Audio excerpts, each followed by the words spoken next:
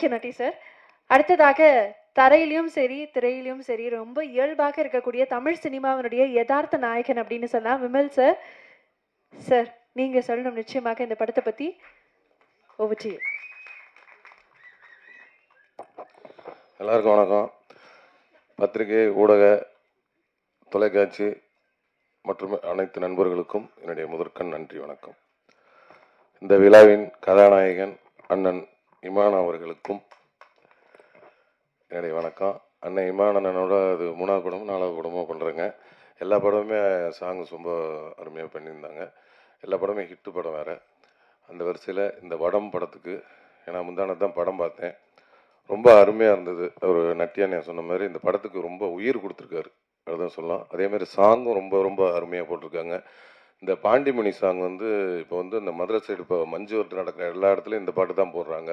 வடமாடு மஞ்சு வரட்டில் எனக்கு கூட ஃபோன் பண்ணாங்க, நேற்று பாட்டு சூப்பர்னுட்டு எனக்கு வீடியோலாம் அனுப்பிச்சி விட்டு அந்த பசங்கள்லாம் அந்த சாங் கேட்டாலே நல்ல வைப்பு, நல்ல உற்சாகமாகறானுங்க.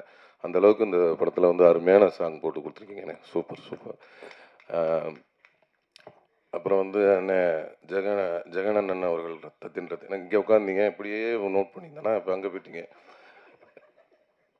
என் ரத்தன் ஜெகன் அண்ணன் என்றைக்குமே சிரிச்ச முகத்தோட என்னை அன்பாக அரவணைக்கிறதுல, நான் கீழே இருந்தாலும் சரி, தோன்று இருந்தாலும் சரி, சந்தோஷமாக இருந்தாலும் சரி, என்றைக்கும் என்னை ஒரே மாதிரி பார்க்குறேன், ஒரே மாதிரி நேசிக்கிற ஆள் எங்கள் அண்ணன், அன்பண்ணன்.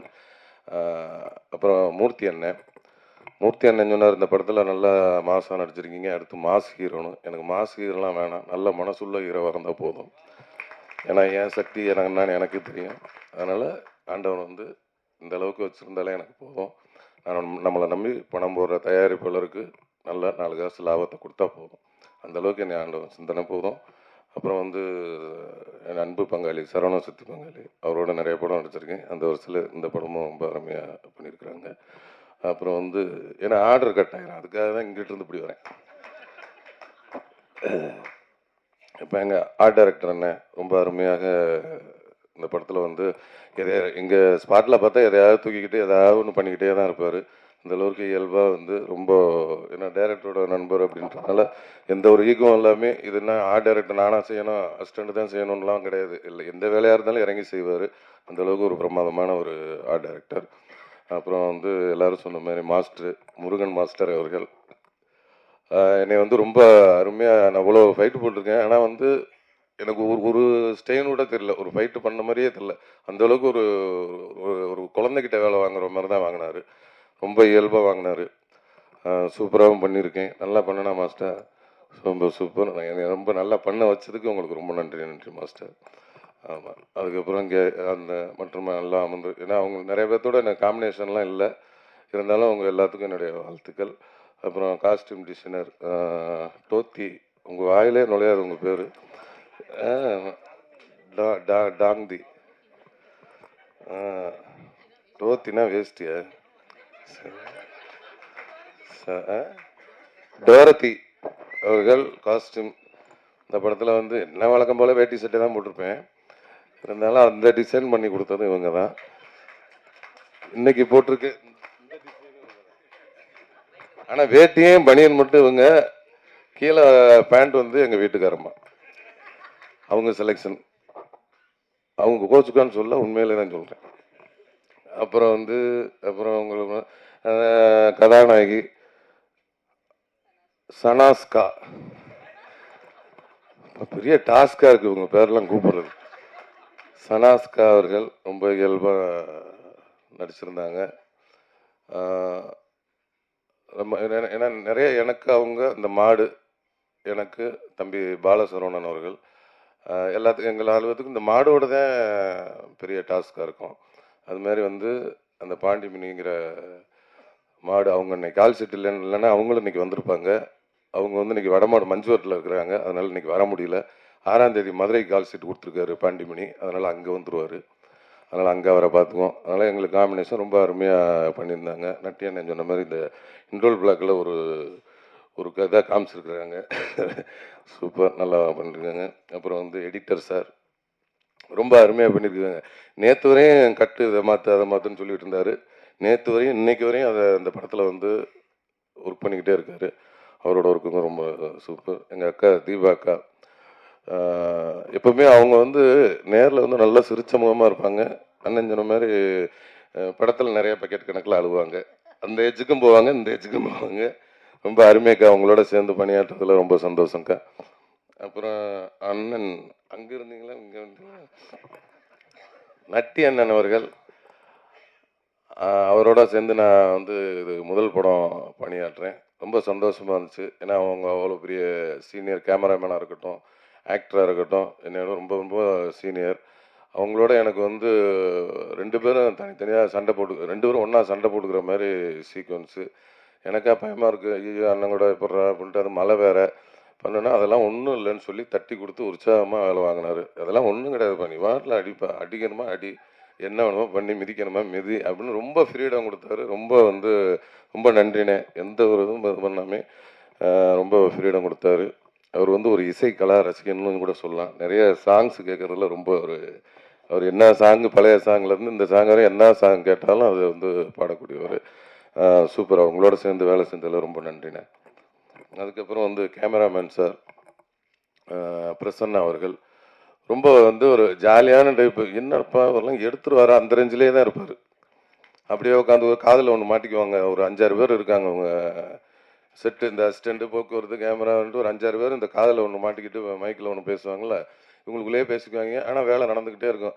அடுத்த இந்த ஷாட்டு முடிச்சிச்சுன்னா அடுத்த ஷாட்டுக்கு லைட் பண்ணிட்டு இருப்பாங்க. எப்படி நடக்குதுன்னு தெரில. ஆனால் என்னடா அப்படியே பார்த்தா இங்கே பேசுறது 6 பேர்த்துக்கும் கேட்கும் போல இருக்கு அப்படின்ட்டு நான் போய் ஒருத்தர் அசிஸ்டண்ட்டை இருந்து பிடிங்கி என் காதில் வாங்கி மாட்டிக்கிட்டு என்ன பேசுகிறேன்னு பார்த்தா நல்ல பொன்மொழிகளாக கேட்டுச்சு 2. ஏய் என்னடா பான்ட்டு கொடுத்துட்டேன். அவன் இன்னொருத்தன் அதுக்குள்ள விமலா நான் கேட்டுட்டு இருக்காரு அப்படின்னா, ஏய் அப்படியே அப்படின்னு பக்கத்தில் வந்தார். ஏப்பா அப்படிதான் பேசிக்குவீங்களா? ஐயா இல்லைன்னா ஜாலியாக பேசிக்குவேன் அப்படின்ட்டு. ஏன்னா அவங்க 6 பேரும் ஃப்ரெண்ட்ஸு போல இருக்கு. ஏன்னா ஃப்ரெண்ட்ஸ் இல்லைன்னா இந்த மாதிரி பேசுனதுக்கெல்லாம் வேலையை விட்டு ஓடிடுவாங்க. அந்த அளவுக்கு பேசினாரு. அது அப்படிதான் பிடிங்கி வாங்கி வச்சேன். அதுலேருந்து அதை தொடரதே இல்லை நான். அந்த அளவுக்கு ரொம்ப ஜாலியாக ஒர்க் பண்ணார், சிரிச்சுட்டு இருந்தார். படம் பார்த்தேன். ரொம்ப ஒளிப்பதிவுகளும் ரொம்ப நேர்த்தியாகவும் ரொம்ப அருமையாகவும் இருந்தது. அதாவது எங்களை மனுஷங்களை வச்சு கூட ஒளிப்பதிவு பண்ணிடலாம். நம்ம பாண்டிமணி அந்த மாடை அவங்கள வச்சு ஒளிப்பதிவு பண்ணுறது வந்து ரொம்ப சிரமம். ஏன்னா நம்ம ஒரு இடத்துல நிற்க சொன்னாலும் நிற்க மாட்டோம். அது வந்து இங்கே நிற்க சொன்னால் அங்கே போய் நிற்கும். அதெல்லாம் சேர்த்து கரெக்டாக அது மூடுக்கு ஒளிப்பதிவு செஞ்சுருக்கிறாரு. ரொம்ப அந்த வடமாடு அந்த மேட்ச் எல்லாம் வந்து ரொம்ப அற்புதமாக படம் பிடிச்சிருக்கிறாரு. ரொம்ப ரொம்ப நன்றி. அப்புறம் டான்ஸ் மாஸ்டர் சதீஷ் மாஸ்டர், அந்த பாண்டிமணி சாங்கை வந்து இவர் தான் கோரியோகிராஃப் பண்ணார். அவரும் ரொம்ப அருமையாக பண்ணியிருக்காங்க. அப்புறம் இன்னொரு பாட்டு தினேஷ் மாஸ்டர் பண்ணியிருக்காங்க. அப்புறம் இன்னொரு பாட்டு தீனா மாஸ்டர் பண்ணியிருக்காங்க. அவங்களுக்கு நன்றி. அப்புறம் இன்னைக்கு வந்து இந்த விழாவுக்கு வர முடியாத ஒரு பாலசரவணன் தம்பி, அவங்க வந்து இன்னைக்கு வர முடியல, தாய் கிழவி ரிலீஸ்னால அங்கே மதுரைக்கு போயிருக்கிறாங்க. அதனால் இன்னைக்கு வர முடியல. அவருக்கும் இந்த படத்தில் வந்து ஒரு நன்றியை சொல்லிக்கிறேன். அப்புறம் வந்து டைரக்டர் சொல்லணுமா,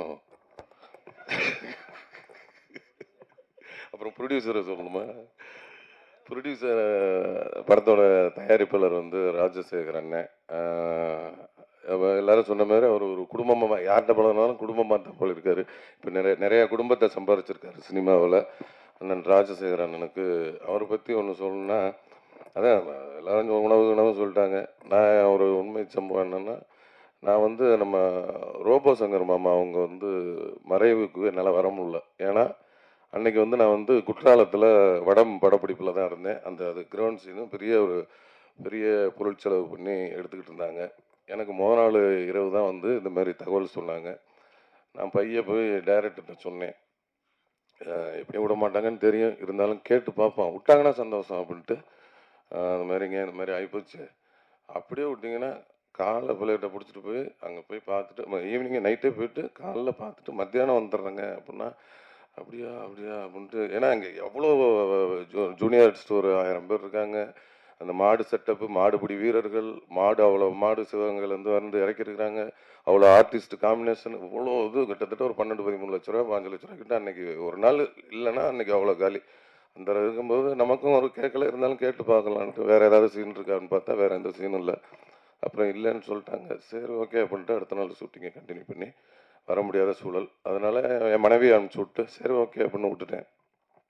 அப்புறம் பார்த்தா ரைட்டு ஓகேன்ட்டு பார்த்துக்கிட்டு அன்றைக்கி அவரும் இருந்தார். சரி அனுப்ப முடியலன்னு பார்த்தா அடுத்த நாள் என்ன பண்ணிட்டாரு, ஈவினிங் எல்லாத்தையும் இது பண்ணி கூப்பிட்டு டோட்டல் யூனிட்டை கூப்பிட்டு அவருக்கு வந்து ரோபோ அவர்களுக்கு ஒரு பெரிய ஃப்ளக்ஸ் அடித்து கண்ணீர் அஞ்சலின்னு போட்டு பெரிய ஃப்ளக்ஸ் அடித்து அங்கே வச்சு டோட்டல் யூனிட்டையும் கூப்பிட்டு மௌன அஞ்சலி செலுத்தி அன்னைக்கு வந்து அங்கே அந்த ஊர் கிராமத்தில் இருக்க எல்லாத்துக்கும் 500 புடவை எல்லாருக்கும் அவரோட ஞாபகார்த்தமாக கொடுத்து, அப்புறம் அந்த ஏரியாவில் ஃபுல்லாக 2000 மரக்கன்றுகள் ரோபா சங்கர் அவர்களோட ஆத்மா சாந்தி அடைகிறதுக்கு 2000 மரக்கன்றுகள் அந்த ஏரியா ஃபுல்லாக ஒரு வாரத்தில் ஊனிட்டாங்க. அன்னைக்கு வந்து ஊனை வச்சு ஆரம்பித்து ஒரு வாரத்தில் மரக்கன்று 2000 மரக்கன்று ஊனி 500 புடவை கொடுத்தாரு. அதை வந்து ரொம்ப இன்னைக்கு வந்து அவர் ஆத்மா சாந்தி அடை எனக்கு அன்னைக்கு இங்கே வராத ஒரு இதை அன்னைக்கு அங்கே போக்கிட்டாரு. அது ரொம்ப நன்றி. மற்றபடி அந்த மனசுக்காகவும் ரொம்ப கதையை செலக்ட் பண்ணியிருக்காங்க. இந்த படம் வந்து மாபெரும் வெற்றி அடைஞ்சு பெரிய பெரிய இந்த நிறுவனம் மாசாணி அம்மன் இந்த நிறுவனம் நிறைய வெற்றி படங்களை கொடுக்கணும். அதுமாரி நம்ம அண்ணன் இமான் அண்ணன் வந்து டிஐ சவுண்ட் ஃபேக்ட்ரி தொடங்கியிருக்கீங்க. அதுவும் பெரிய பெரிய நிறுவனமாக வரணும்னு என்னுடைய வாழ்த்துக்களை தெரிவிச்சுக்கிறேன். அப்புறம் வந்து டைரக்டர் கேந்திரன் சார் இந்த கதையை சொன்னார். கதை நல்லா இருந்தது, ஆனால் எடுப்பாரான்ற எனக்கு ஒரு டவுட் இருந்துக்கிட்டே இருந்தது. ஏன்னா சொன்ன மாதிரி எடுக்குமாரா, என்னன்னா இதில் வந்து இது வந்து ஒரு கமர்ஷியல் படம் தான், ஆனால் இது கதை உள்ள கமர்ஷியல் படம். கதைன்னா ஒரு 4-5 கதை உள்ள கமர்ஷியல் படம் அப்படியே இருக்கும். ஆனால் எல்லாத்தையும் கரெக்டாக சொல்லி கிளைமேக்ஸில் எல்லாத்துக்கும் ஆன்சர் பண்ணணுமா, அது பெரிய அது என்னடா இது எடுத்துருவாரா அப்படின்னு பார்த்தா ஷூட்டிங்கில் எடுத்துக்கிட்டு தான் இருந்தார். ஆனாலும் எனக்கு நம்பிக்கையெல்லாம் போயிட்டே இருந்துச்சு. எல்லாமே கரெக்டாக தான் போகுது. அப்புறம் டப்பிங் பேசினா எல்லாம் போகுது. முந்தானது படம் பார்த்ததுக்கு அப்புறம் தான் திருப்தியாக இருந்தது. ஏன்னா அதுவரை எனக்கு திருப்தியே இல்லை. அதனால் கொஞ்சம் படம் பார்த்தேன். அவர் சொன்னதை கரெக்டாக எடுத்து கொடுத்துட்டாரு. அண்ணனோட இசையும் ரொம்ப இதாக இருக்குது. இது இனிமேல் வந்து இந்த படம் வந்து மீடியாக்களாக நீங்கள் மக்கள்கிட்ட வந்து ரொம்ப சப்போர்ட் பண்ணுவீங்கன்னு நினைக்கிறேன்.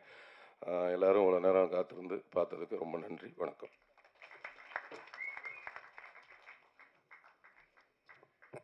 நன்றி sir, thank you so much. So இப்போ எல்லாருமே இணைஞ்சு நம்மளுடைய ஜூக் பாக்ஸ் மட்டும் அன்வீல் பண்ண போகிறோம்.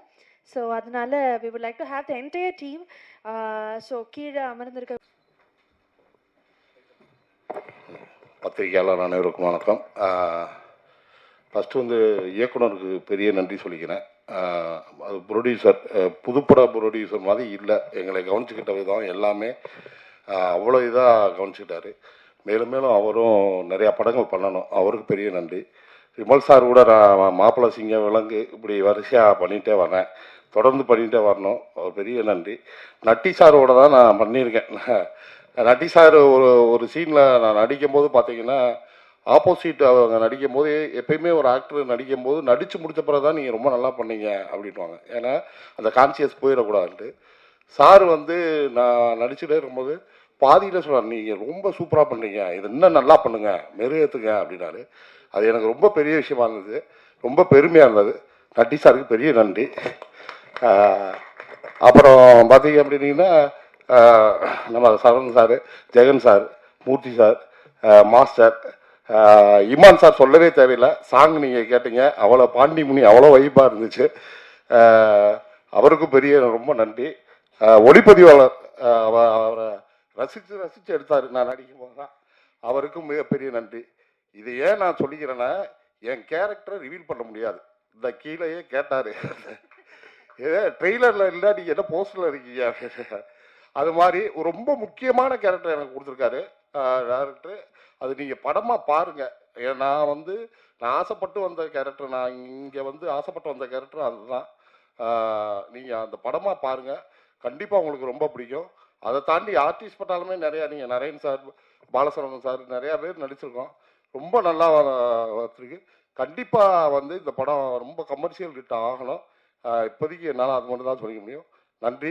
கதாநாயகி இவங்களுக்கெல்லாம் பெரிய நன்றி. Thank you. Thank you so much sir. நீங்கள் சொன்ன மாதிரி உங்களுடைய கதாபாத்திரத்தை பற்றி தெரிஞ்சுக்கிறதுக்காக நாங்கள் வந்து கேந்திரன் சார்னுடைய யூனிவர்ஸ்குள்ளே மார்ச் 6ஆம் தேதி போகணும்னு நான் நினைக்கிறேன். Thank you so much. அடுத்து